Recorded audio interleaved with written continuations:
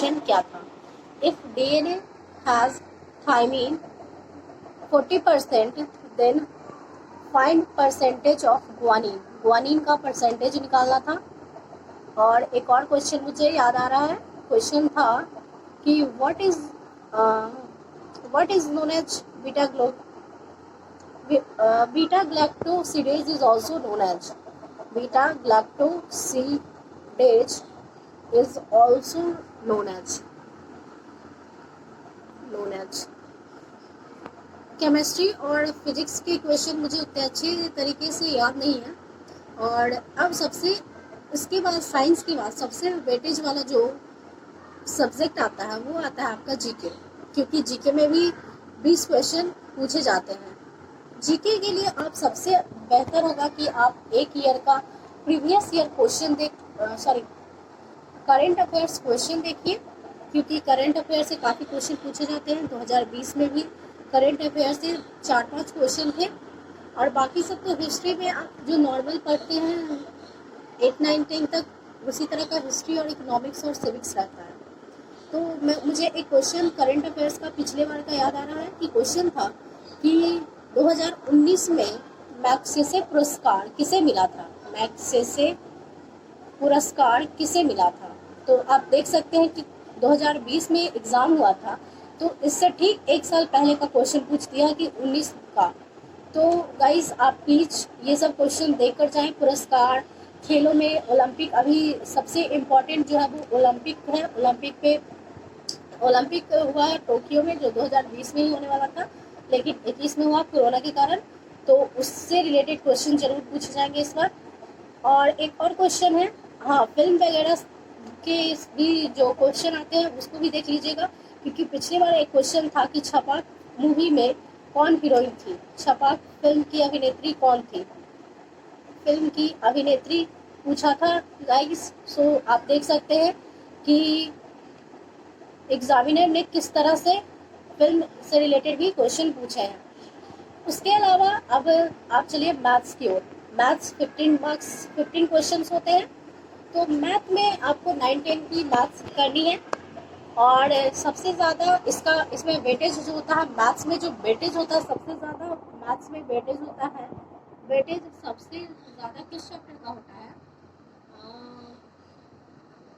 Profit and loss, जिसको लाभ and हानि कहते हैं। Profit and loss, ratio and proportion,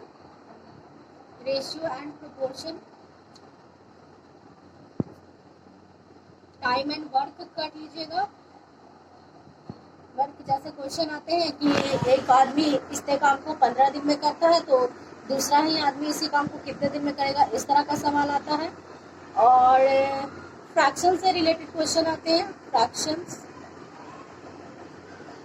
बाकी सब जो इसी तरह का इतना ही क्वेश्चन, इसी तरह के टॉपिक से ज़्यादा वेटेज होता है इसी तरह के टॉपिक को।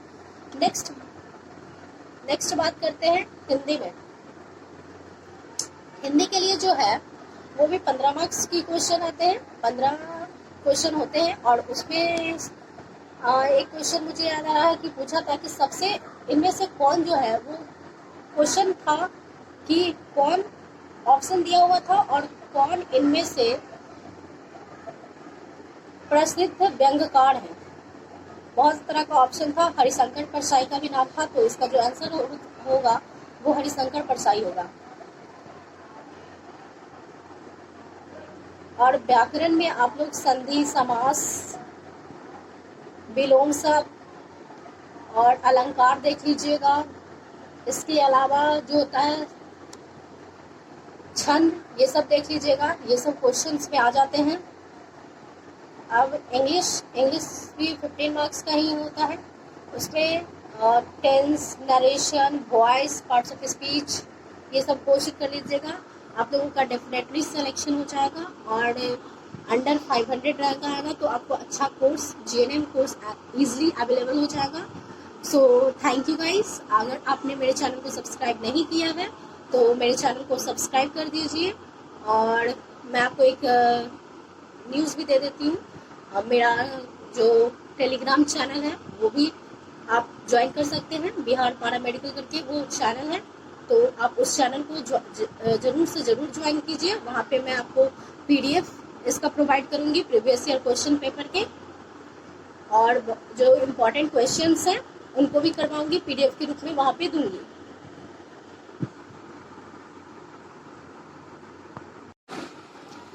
Hello guys, welcome to our channel. आप सभी का स्वागत है।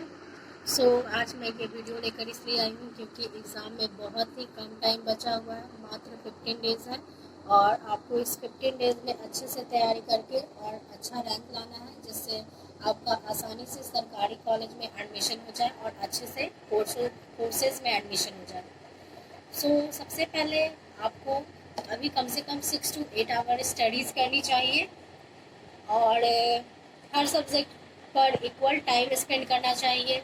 ये नहीं कि एक सब्जेक्ट पढ़ रहे हैं, जो सब्जेक्ट अच्छा लग रहा है वही सिर्फ पढ़े जा रहे हैं और बाकी सब्जेक्ट को छोड़ दे रहे हैं। ऐसा बिल्कुल भी नहीं करना है, सब सब्जेक्ट को इक्वल टाइम देना है। सबसे पहले आपको साइंस, क्योंकि साइंस से क्वेश्चंस ज़्यादा होते हैं, 25 होते हैं। मैंने एग्ज़ाम पैटर्न पर वीडियो बनाया हुआ है, आप लोग जाकर देख सकते हैं। तो साइंस को बहुत अच्छे से तरीके से करना है। कभी भी ल्यूसेंट ये सब की बुक पढ़ने से साइंस का क्वेश्चन आपसे बिहार पैरामेडिकल में नहीं सॉल्व होने वाला है, इसकी मैं गारंटी दे रही हूँ, क्योंकि मैंने पिछले ईयर एग्ज़ाम दिया है और ये मुझे पता है। क्वेश्चन थोड़े मॉडरेट लेवल के आते हैं। अगर आप बायोलॉजी की बात करें तो बायोलॉजी में आपको बॉटनी सेक्शन बहुत अच्छे से करना है, बॉटनी से क्वेश्चन आते हैं। पिछली बार एक क्वेश्चन था कि चूँकि क्वेश्चन मिलते नहीं है, मुझे मेमोरी बेस्ड एक क्वेश्चन याद आ रहा है कि पिछली बार जो क्वेश्चन था वो कुछ DNA पर था कि DNA में 20% थायमीन है और ग्वानिन इसमें कितना परसेंट होगा, वो निकालना था। और फिजिक्स, केमिस्ट्री